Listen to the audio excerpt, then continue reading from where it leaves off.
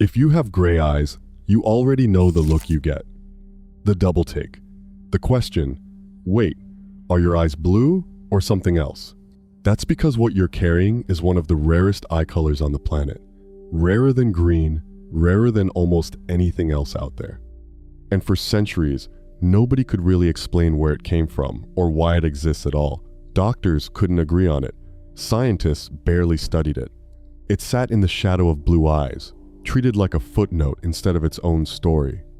But new research into pigment, light, and ancient genetics is finally starting to answer the question people have been asking for generations. Where do gray eyes actually come from? Why do they show up in places as different as the freezing coastlines of Iceland and the deserts of North Africa? And what is actually happening inside a gray eye that makes it look the way it does? Before we get into it, if you're the kind of person who wants to understand the hidden biology written into your own body, the traits your DNA carries that most people never think to ask about, hit subscribe and turn on notifications so you don't miss what's coming next.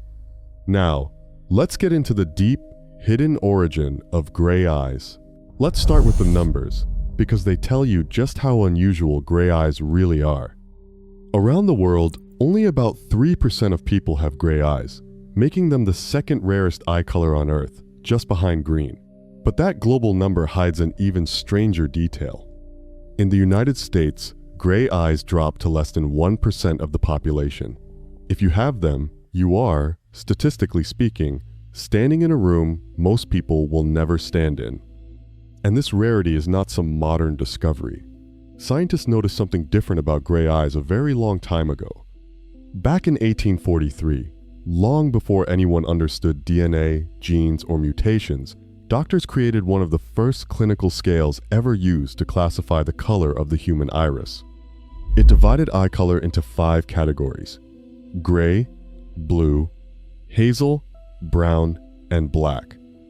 Gray was not lumped in with blue. It was not treated as a shade of blue, or a variation, or an afterthought. It stood on its own, as its own distinct category, worthy of its own place in the earliest attempts to scientifically describe the human eye. Think about that for a moment. Nearly 2 centuries ago, without any understanding of genetics, without any concept of melanin or scattering light, observers looking closely at human eyes already recognized that gray was fundamentally different from blue. They could see it, even if they could not yet explain it. That gap between observation and explanation is exactly where our story begins. Because it would take almost 200 years and the tools of modern genetics before science could even start catching up to what the human eye had already noticed. So how do you actually tell gray eyes apart from blue eyes? Because honestly, it isn't always obvious, and even experts admit it isn't an exact science. But there are patterns.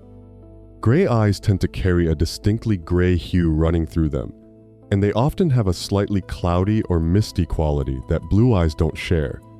Blue eyes tend to look clearer, more crystalline. Gray eyes look softer, more overcast, almost like looking into a sky right before it rains. If you get up close, under magnification, another difference appears. Gray eyes frequently show small flecks of yellow and brown scattered through the iris. Blue eyes can have flecks too. In fact, plenty of blue-eyed people have small specks of yellow in their eyes. But it is far less common for a blue eye to carry brown flecks the way a gray eye often does. That brown fleck pattern is one of the more reliable, if still imperfect, signals that you are looking at gray rather than blue. Of course, nothing about this is clean or absolute. Lighting changes everything. A gray eye under harsh sunlight might look almost blue. A blue eye in dim, overcast light might look gray. Photography, camera flashes, even the color of the shirt someone is wearing can shift the apparent shade entirely. And to make things even more complicated, eye color rarely stays in tidy categories. There are blue-gray eyes, green-gray eyes, even hazel-gray combinations, where multiple pigments and scattering effects blend together into something that resists a simple label. So when someone tells you they have gray eyes, what they are really describing is a spectrum, a fluid, shifting category that sits right at the edge between color and light itself. And that instability, that difficulty pinning gray eyes down, is actually one of the first clues to understanding where they come from. To understand where gray eyes come from, we have to go back to a mutation you may have already heard about, the one behind blue eyes. Scientists tracing the genetic root of blue eyes identified a change near a gene called OCA2, the gene responsible for controlling how much melanin gets produced in the iris. And when researchers pushed the timeline of this mutation as far back as they could, some estimates stretched all the way to roughly 50,000 years ago, far earlier than most people assume. Now, here is where gray eyes enter the picture. The exact identity of the first person to ever carry gray eyes is unknown. There is no single skeleton, no single ancient site, pointing to one clear origin story the way there is for blue eyes.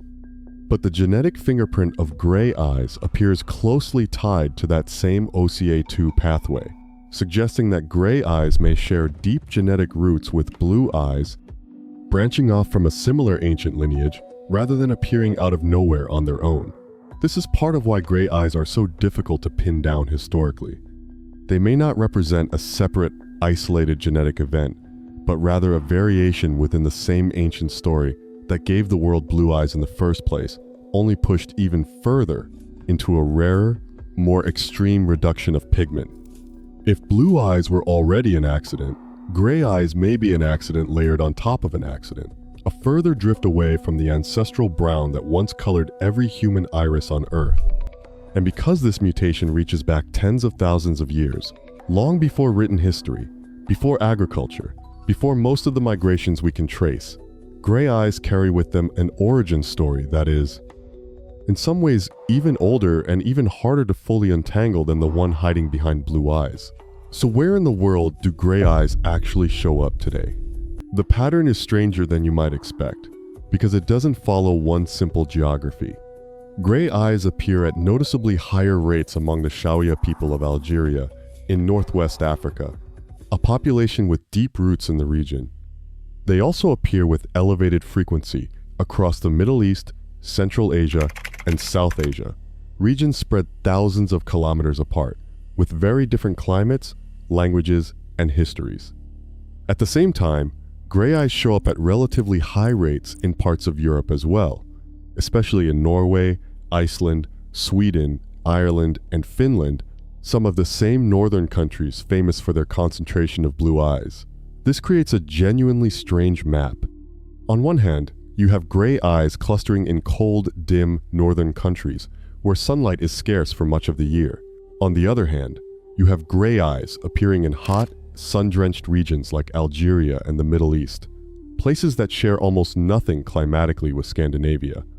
That contradiction is part of what makes gray eyes so puzzling to researchers. If gray eyes were purely a response to low light, you would expect them concentrated only in the far north. If they were purely a desert or Middle Eastern trait, you wouldn't expect them showing up in Iceland at all. Instead, gray eyes seem to surface in isolated pockets, scattered across the map, tracing old population lines and ancient genetic threads rather than any single environmental explanation.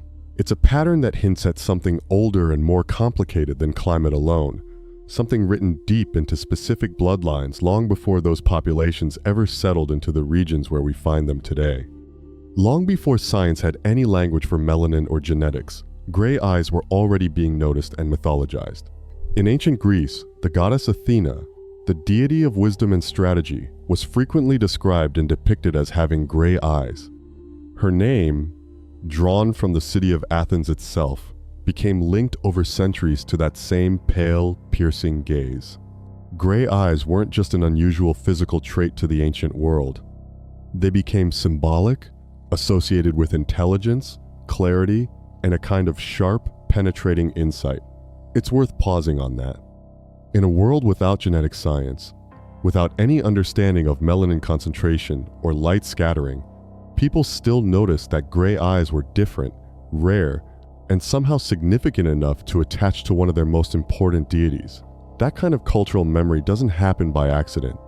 It suggests that gray eyes stood out enough, generation after generation, to earn a permanent place in myth and language, long before anyone could explain the biology behind them.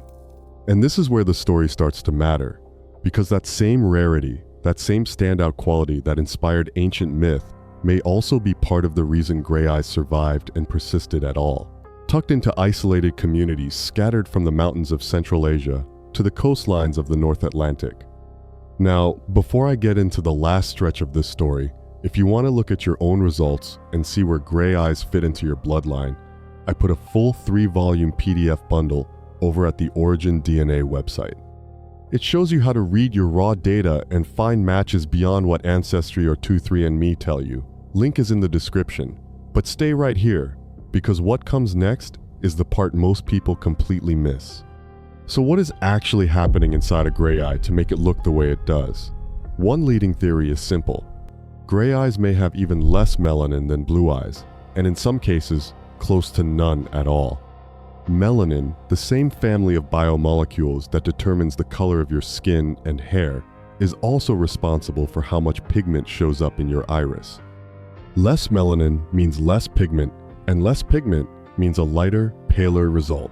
Scientists still need far more research into gray eyes specifically, and exactly how much melanin sits inside them. But logically, the pattern makes sense. If gray eyes appear lighter than blue eyes, it would follow that they sit even lower on the melanin scale. Right now, based on the information researchers do have, the general hierarchy looks like this. Brown eyes carry the most melanin of any eye color. Hazel eyes come in below that. Green eyes sit below hazel. Blue eyes sit below green, and gray eyes may sit at the very bottom of that scale, with little to no melanin at all. This isn't just a cosmetic detail, it comes with real consequences. Melanin doesn't just add color, it also protects the eye. It absorbs and filters incoming light. So the less melanin you have, the more sensitive your eyes become to bright conditions. This is why so many people with gray eyes report squinting more in direct sunlight, needing sunglasses more often, or finding harsh light genuinely uncomfortable in a way that people with darker eyes rarely experience. Gray eyes, sitting at the very edge of the melanin spectrum, may be paying a small physical price for being one of the rarest eye colors on Earth. But melanin isn't the whole story. There's a second ingredient that seems to separate gray eyes from blue eyes entirely, and it has nothing to do with pigment at all. It's collagen. Gray eyes appear to have larger deposits of collagen sitting inside the stroma, the structural layer of the iris. And this extra collagen may change the way light behaves once it enters the eye. To understand why, think about the sky. A blue sky happens because of something called Rayleigh scattering, where shorter wavelengths of light, the blues, get scattered more strongly by tiny gas molecules in the air. That's the same basic physics behind why blue eyes look blue. But a gray, overcast sky works differently. It happens through something called Mie scattering, where light bounces off much larger particles, like water droplets in clouds, and scatters far more evenly across the whole spectrum, without favoring any one wavelength. The result isn't a clean, saturated blue. It's a flatter, more even gray. Some researchers believe a similar process happens inside a gray eye. The added collagen in the iris may cause light to scatter more like it does in cloudy skies, rather than clear ones, producing that softer, cloudier gray tone instead of the crisp blue produced by Rayleigh-style scattering. It's a strange thought. The same physics playing out on two completely different scales, once across the vast atmosphere above your head, and once inside a structure smaller than a coin, sitting at the front of your own eye. And in both cases, the outcome is the same. Not a pigment, but a pattern of scattered light, arranging itself into a color that isn't really there at all, at least not in the way we usually think about color. Here's the honest truth about gray eyes. Compared to blue eyes, green eyes, or even hazel eyes, they remain seriously understudied. Scientists know there's a strong genetic component driving gray eyes, but the specific mechanisms haven't been mapped out with much precision. The leading hypothesis right now points back toward OCA2, the same gene tied to blue eyes, suggesting some kind of shared genetic pathway, rather than two completely separate stories. But that connection is still more of an educated guess than a settled fact. If you dissected a gray eye, a blue eye, a green eye, and a brown eye side by side, you would find the exact same thing in every single one. A layer of dark brown pigment underneath. That's it. There is no gray pigment sitting inside a gray iris, just like there's no blue pigment inside a blue one. What we perceive as color is almost entirely the result of how light scatters as it passes through varying amounts of melanin, combined with structural differences like collagen density. And the genetic process controlling exactly how much melanin gets produced and how it interacts with structures like collagen is still something scientists are actively working to fully understand. Gray eyes sit right in the middle of that unfinished picture, rare enough that large-scale studies are hard to run. Similar enough to blue eyes that they get overlooked as a variation rather than studied as their own category, and complex enough, involving both pigment and structure, that a full genetic explanation is still, at this point, a work in progress. So could the environment itself explain why gray eyes exist? For people living in the far north, in places like Norway, Iceland, Sweden, and Finland, there's a reasonable case to be made. These regions get extremely limited sunlight during the winter months, sometimes just a few hours of weak daylight a day for weeks at a time. Given how sensitive low melanin eyes already are to light, it isn't hard to imagine some kind of connection between these dim environments and the emergence of paler eye colors like gray. There's also a broader health angle worth mentioning. Getting adequate natural light into your eyes plays a real role in regulating mood and daily biological rhythms. Insufficient light exposure has been linked to symptoms of depression, and researchers studying sleep and circadian health have pointed to the importance of safely getting natural light into your eyes early in the day to support alertness and overall well-being. So in theory, in places starved of sunlight for large parts of the year, a trait like gray eyes, whatever its exact origin, might have simply carried along without being selected against. But here's the problem. This environmental explanation runs into a wall the moment you look at the other side of the map. Gray eyes also show up at meaningfully high rates in Algeria and across parts of the Middle East, regions that are anything but dim. These are some of the sunniest, hottest places on Earth, nothing like the long dark winters of Scandinavia. So if low light isn't the answer everywhere, something else has to be going on, something that has less to do with climate and more to do with the populations themselves, and how rarity itself might shape who gets chosen as a mate. That brings us to one of the more compelling theories behind why gray eyes persisted at all, especially in warmer regions like Algeria and the Middle East. In these places, most people carry darker eyes, brown and near black tones that dominate the population. Against that backdrop, gray eyes stand out immediately, and human beings, across nearly every culture and every era, have consistently been drawn to rarity. A trait that's unusual enough to be noticed may also be unusual enough to be preferred, generation after generation, in small, quiet ways that never show up in any history book but still shape who a bloodline continues through. So gray eyes may not have spread because they offered any survival advantage at all. They may have simply been striking enough, rare enough, memorable enough to keep getting passed down. From the Algerian mountains to the Norwegian coastline, from ancient Greek myth to modern genetic labs still trying to catch up, gray eyes remain one of the most quietly mysterious traits a human being can carry. Hidden for centuries, misunderstood for even longer, and only now, slowly, starting to reveal the outline of where they truly came from. If you have gray eyes, or if you know someone who does, let us know in the comments where your family is from and what you know about your own ancestry. We'd love to hear your story. And if you enjoyed this deep dive into the traits hidden in your own DNA, make sure you're subscribed, because there's a companion story waiting for you next on the origin of blue eyes, the trait gray eyes are so often confused with. Thank you for watching, and until next time, keep looking, keep wondering, and keep listening to what your own biology has to say.